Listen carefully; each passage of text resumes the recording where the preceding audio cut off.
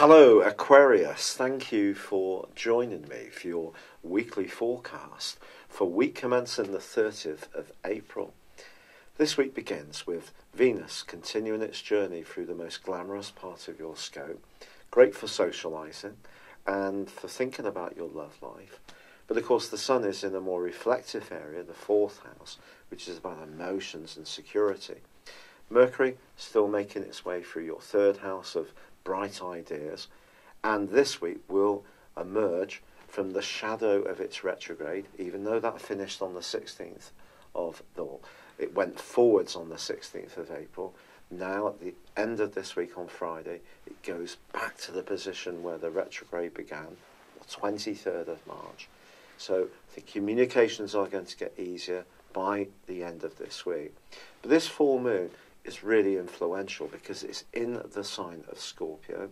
So it's likely that your emotional state is going to be closer to the surface. Now, of course, being a water bearer, though it suggests that you would be an emotional sign, the principle of that is very much linked to baptism. So it's about the transportation of higher ideas, which is what baptism is about. So, of course, you are an air sign. So, air sign is logical, it's analytical, the armchair psychologist that we've spoken about before. But this week, I think the more emotional side of your situation, the responsibilities and obligations you have, especially towards anyone older or younger than you in the family, or perhaps to do with your work, because the Sun is in a part of your scope which is very sensory. It's about your environment. You need to feel comfortable in all areas of your environment. So even if you've got the most luscious home on the planet, if you're working in a place where you don't quite like it, it's a stressful environment, or it's too big, too small, too hot, too cold, too bustly, too quiet, whatever is uniquely appropriate to you, that environmental impact can definitely be felt over the next couple of weeks in terms of your emotional contentment and sense of security. And because this quarter moon is angling up with a point in your 7th house, known as the point of destiny, the North Node, which is about relationships, it could be professional or personal relationships which may need a bit of care over the next couple of weeks.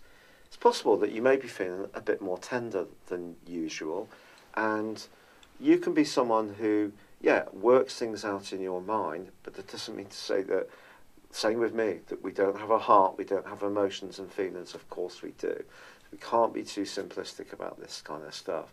So something that is important to you in terms of a relationship, doesn't matter who it is with, just may need some work over the next couple of weeks, but it can be a very beneficial process. And that talent you have for analysing things can certainly be very helpful, because Saturn, your and traditional ruler, is linking brilliantly with the Sun in the first half of this week.